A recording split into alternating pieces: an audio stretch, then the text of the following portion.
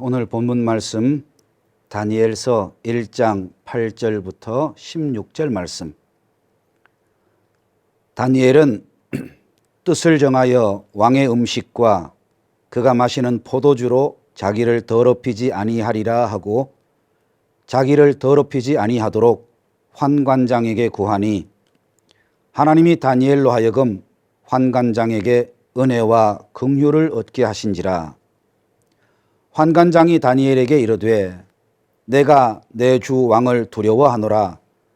그가 너희 먹을 것과 너희 마실 것을 지정하셨거늘 너희의 얼굴이 초췌하여 같은 또래의 소년들만 못한 것을 그가 보게 할 것이 무엇이냐. 그렇게 되면 너희 때문에 내 머리가 왕 앞에서 위태롭게 되리라 하니라. 환관장이 다니엘과 하나냐와 미사엘과 아사랴를 감독하게 한 자에게 다니엘이 말하되 청하오니 당신의 종들을 열흘 동안 시험하여 채식을 주어 먹게 하고 물을 주어 마시게 한 후에 당신 앞에서 우리의 얼굴과 왕의 음식을 먹는 소년들의 얼굴을 비교하여 보아서 당신이 보는 대로 종들에게 행하소서 하매 그가 그들의 말을 따라 열흘 동안 시험하더니 열흘 후에 그들의 얼굴이 더욱 아름답고 살이 더욱 윤택하여 왕의 음식을 먹는 다른 소년들보다 더 좋아 보인지라. 그리하여 감독하는 자가 그들에게 지정된 음식과 마실 포도주를 제하고 채식을 주니라. 아멘. 오늘 말씀을 시작하면서 먼저 여러분에게 묻고 싶은 것이 하나 있습니다. 혹시 여러분에게는 좌우명이 있습니까? 요즘에는 이 좌우명이라는 말을 잘 사용하지 않아서 신세대들에게는 이 말이 좀 낯설 수도 있겠습니다만 저희가 어렸을 적에는 이 말을 아주 자주 듣고 자랐습니다.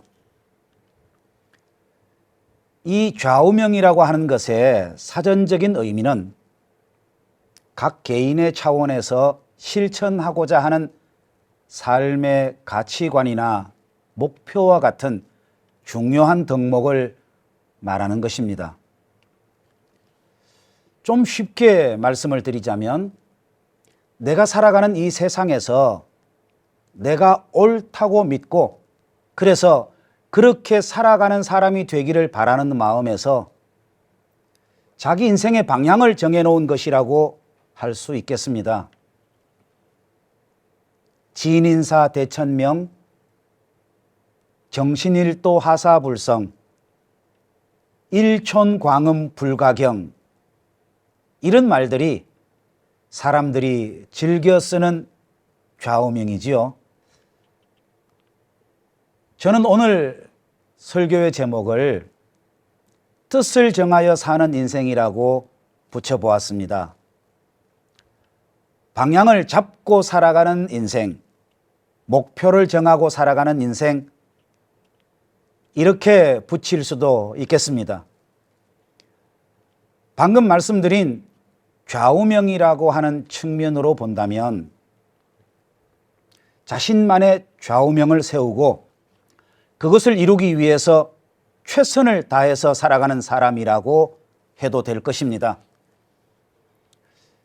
이렇게 자신만의 좌우명을 가지고 그것을 이루기 위해서 최선을 다해서 노력하는 사람들은 이 세상의 물결에 흔들리지 않습니다. 자신만의 확고한 가치관과 목표의식이 있기 때문에 그것을 이루기 위해서는 다른 곳을 쳐다보지 않습니다. 오직 그 한 길, 그 길로만 달려가는 사람입니다. 오늘 말씀에 나오는 다니엘을 이 좌우명이라고 하는 측면으로 본다면 자신만의 확고한 변하지 않는 좌우명을 가지고 살았던 사람이다. 이렇게 볼 수 있겠습니다. 다니엘서 1장 8절을 보면 다니엘이 뜻을 정하여 그 뜻대로 행하였다라고 기록하고 있습니다. 여기에서 다니엘이 뜻을 정하였다고 하는 것은 하나님의 말씀대로 살기로 굳게 결심했다는 것으로 해석할 수 있겠습니다. 오늘 말씀의 주인공 다니엘이 누구입니까? 성경에 나오는 신앙의 위인들 가운데서 성공한 사람으로 손꼽을 수 있는 사람 아니겠습니까? 성경에 등장하는 모든 신앙의 위인들은 당연한 말씀이겠지만 우선 신앙적으로 하나님께 인정받은 믿음의 용사들입니다. 그런데요, 우리가 좀 더 자세히 그들의 삶을 살펴보면 그들이 신앙적인 면에서 성공한 것은 물론이고 세상적인 면에서도 하나같이 성공한 사람들이었다고 하는 것을 알 수 있습니다. 아브라함, 이삭, 야곱, 요셉, 다윗, 이러한 인물들은 다 신앙적인 면에서는 물론이고 세상적인 면에서도 성공한 사람들이라고 볼 수가 있는 것이지요. 성경에 나오는 여러 성공한 사람들 가운데에서 그 중에서 가장 크고 기적적인 성공을 거둔 사람을 꼽으라고 하면 아마도 요셉과 다니엘 이 두 사람을 들 수 있지 않겠나, 저는 그렇게 생각합니다. 요셉과 다니엘 이 두 사람은 묘하게도 서로 닮은 점이 많이 있습니다. 우선 둘 다 아주 젊은 나이에 자기의 의사와는 상관없이 다른 나라에 잡혀가는 신세가 된 점이 같습니다. 둘째로 이 두 사람은 둘 다 자기가 잡혀간 나라의 총리가 되는 공통점이 있습니다. 셋째로 이 두 사람은 하나님의 말씀대로 살기 위해서 현실의 어려움과 타협하지 않았다는 공통점이 있습니다. 오히려 그들은 자신을 둘러싼 현실의 어려움과 싸워서 이긴 사람들입니다. 악한 일이나 어둠의 세력들과 절대로 타협하지 않았습니다. 이와 같이 성공한 사람이라고 이야기하면 늘 우리의 입에 오르내리는 사람 다니엘은 어떻게 그와 같이 놀라운 성공을 이루어낼 수가 있었겠습니까? 좌우명이라고 하는 측면으로 그 성공의 비결을 살펴보고자 합니다. 오늘 말씀해 보면 다니엘이 뜻을 정했다고 했는데요. 이것은 다니엘이 하나님의 말씀대로 하나님께서 인도하시는 대로 살기로 결심하였다는 뜻입니다. 이와 같이 우리의 삶과 신앙에 있어서 결심하고 계획을 세우는 것, 이것이 무척이나 소중합니다. 행정학이나 경영학이라고 하는 학문도 알고 보면 풍성한 결실을 얻기 위하여 어떻게 계획하고 실천하는가 하는 것을 다루는 학문이라고 해도 될 것입니다. 우리에게는 무한정의 시간과 무한정의 재화가 있지 않습니다. 우리의 몸도 하나입니다. 우리의 인생은 한 번뿐입니다.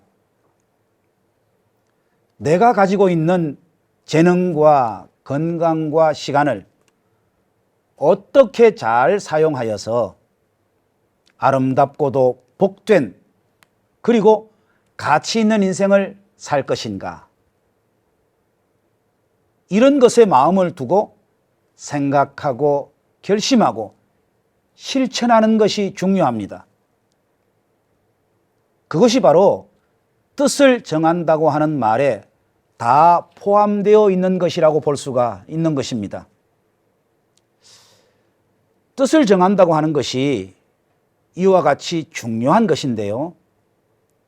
아주 당연한 이야기가 되겠지만 가치 있고 아름답고 복되게 살기로 뜻을 정해야 하는 것입니다.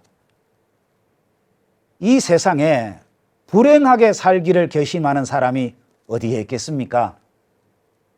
우리 모두는 이 소중한 인생을 정말로 아름답고 가치 있고 복된 인생으로 살아야 하고 그렇게 될 수 있도록 결심하고 그 결심에 걸맞는 인생을 살아가야 할 것입니다. 오늘 말씀에 다니엘이 뜻을 정했다고 했지요. 어떻게 뜻을 정한 것이겠습니까? 하나님의 말씀을 순종하고 하나님께서 기뻐하시는 삶을 살기로 뜻을 정하였다는 것입니다. 그런데요, 그러한 삶을 사는 것이 즐겁고 편한 길이겠습니까? 아닙니다. 오히려 부담스럽고 재미없고 위험한 삶일 수 있습니다. 그렇지만 성경은 우리에게 역설적으로 말하고 있습니다. 그러한 삶이 복된 삶이라고 말씀하고 있습니다. 다니엘은 남쪽 유대가 망하던 그 험악한 시절에 살았던 사람입니다. 그때는 이스라엘 역사상 가장 힘들고 혼란스럽던 격변의 시대였습니다. 그동안 그 일대를 지배하던 아수르라고 하는 나라가 힘이 약해지고 바벨론이 새로운 강자로 떠올랐습니다. 그러한 신흥 강국인 바벨론과 전통적인 강국이었던 이집트는 서로를 견제하기 위해서 전쟁을 하게 됩니다.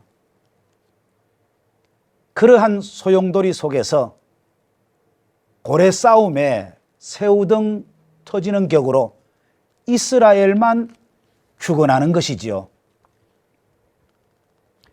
그렇게 강력했던 나라 바벨론이 또 급작스럽게 멸망하고 이제는 페르시아가 역사의 주인공으로 떠오르게 됩니다.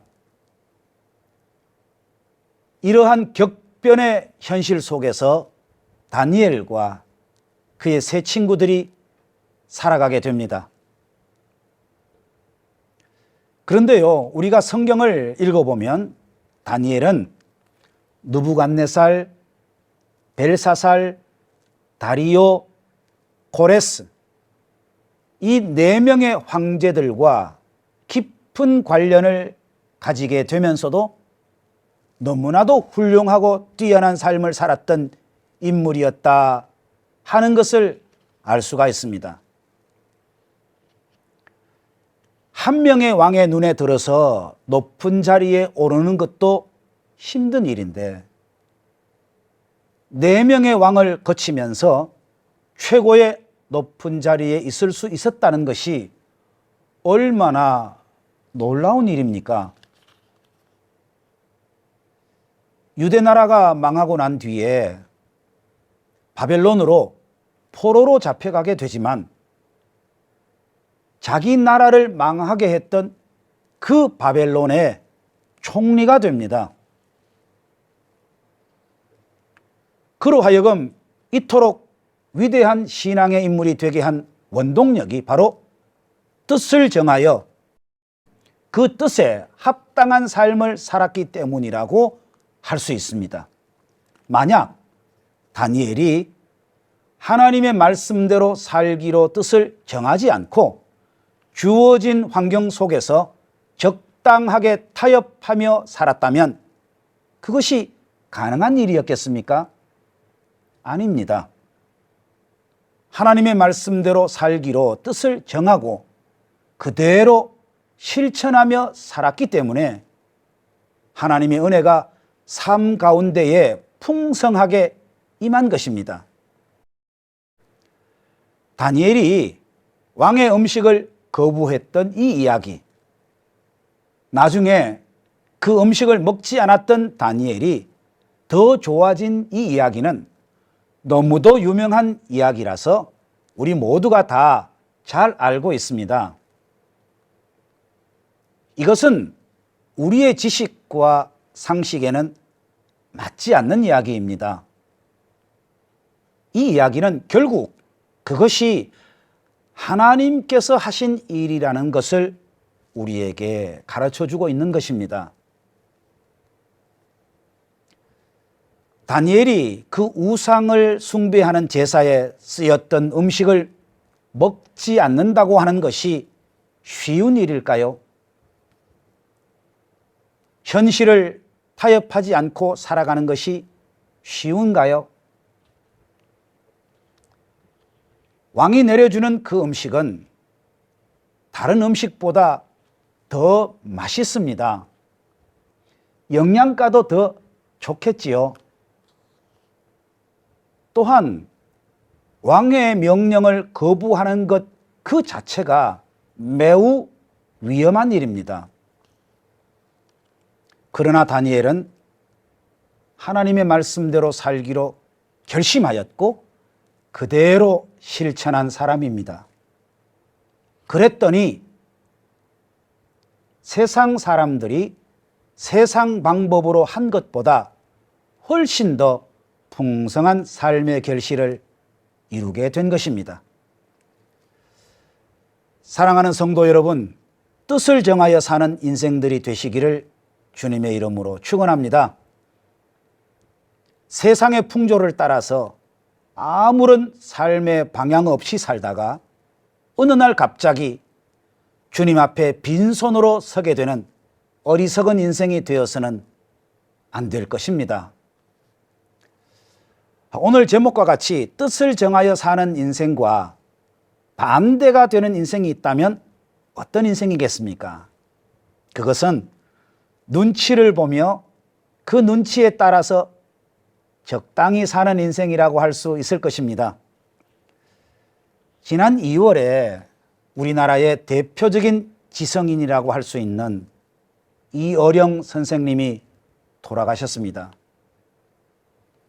그분이 오래전에 쓰신 흙 속에 저 바람 속에라고 하는 책에 보면 이런 내용이 있습니다. 우리는 눈치가 발달한 민족이다. 눈치만 빠르면 절간에서도 새우젓을 얻어먹을 수 있다는 속담도 있다.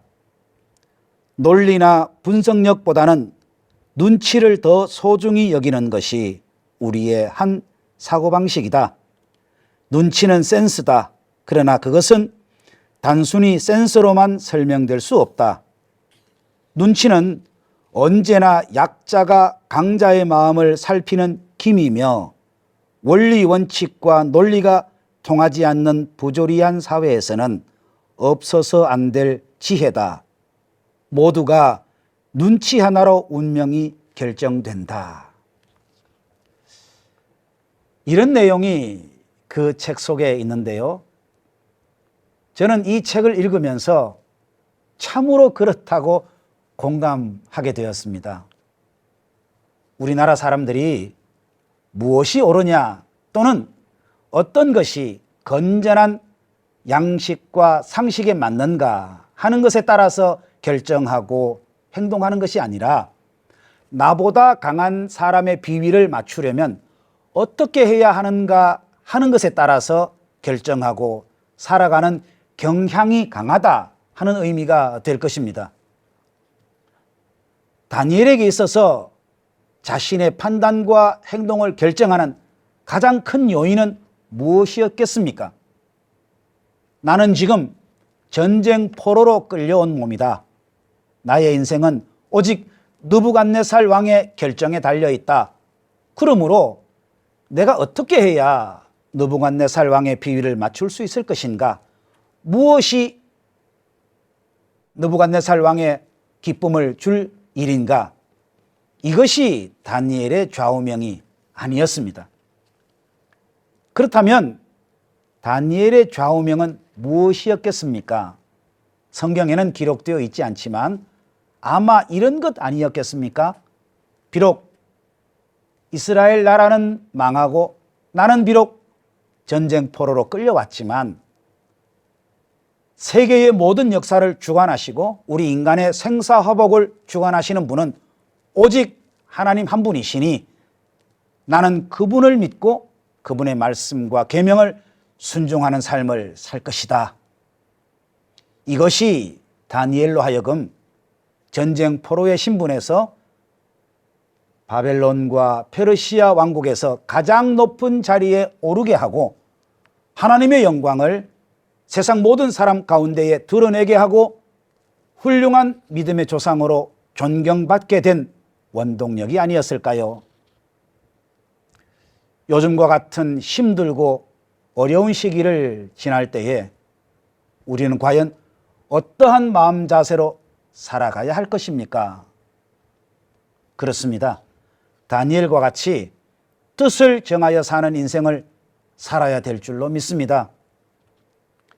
세상의 가치관과 세상의 요령과 세상의 지혜를 따라 살 것이 아닙니다. 이어령 교수님의 글 내용대로 세상 눈치 빠르게 살 것이 아니요 이 모든 환난은 주님의 은혜로만 해결될 수 있음을 믿고 오직 주님의 은혜를 구하며 주님 말씀 순종하는 삶을 살아가겠노라고 결심하는 우리 모두가 되기를 간절히 소망합니다.